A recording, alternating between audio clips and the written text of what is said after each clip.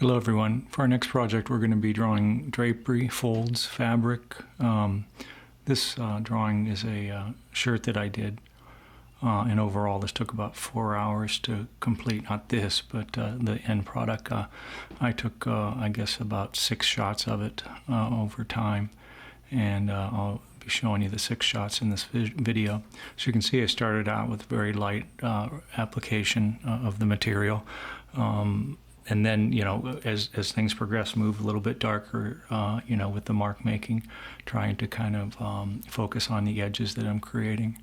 Again, using a straight edge, kind of a hybrid of the scribble technique, parallel hatching, and also subtractive technique here in terms of using the eraser.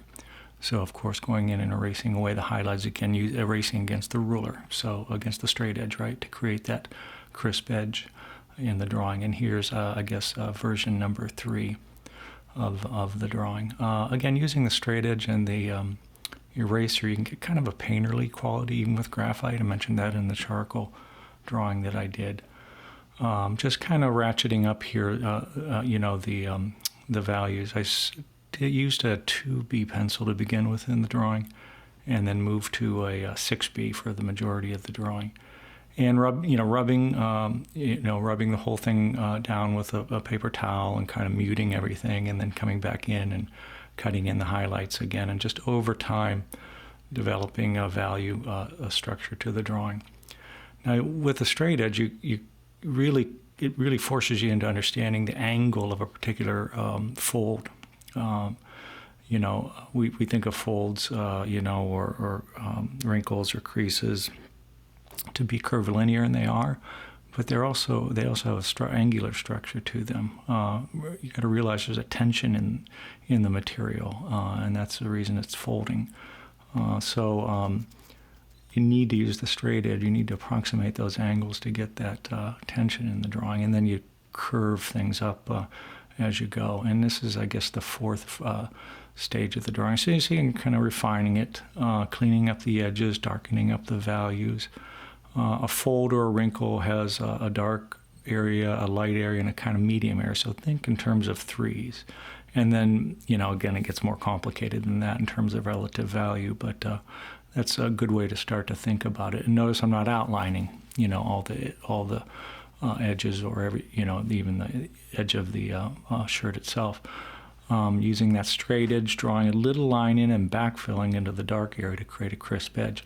And over time, you lose the edges, you gain the edges, etc., etc. So I did a towel as well, and that took about 4 hours in it as well. So the second video reveals the whole process of that drawing, sped up into, I think, a 15-minute chunk. In this drawing, I'm just kind of showing you stage by stage the development of the drawing. So you can see the edges are getting a little cleaner. Some I'm going over, kind of using parallel hatches and kind of going over with the 6B pencil to kind of smooth out those shadow areas, and then kind of rubbing it down and going back in with the straight edge and the eraser again, and carving that away. I didn't use a pencil eraser at all in this drawing or the other drawing. They are done simply by using the straight edge with the big wide eraser. And then just laying the parallel hatches down for value buildup in the drawing. I'll walk you through on the next video how I kind of developed that drawing in terms of it being an actual video of the process of making the drawing. This one's just a kind of revealed in still images over time here. I think this is the last version of it right here. So you can see there's still some kind of sketchiness in it. I tried to think about what areas I wanted to kind of crispen up, what areas I wanted to leave a little bit more loose in terms of the drawing. And after all, remember, it is a drawing, so it's okay for it to have that kind of life and vitality in terms of mark making. So hope this has been helpful to you in terms of introduction to this idea, and there'll be more information in the second video. Thank you.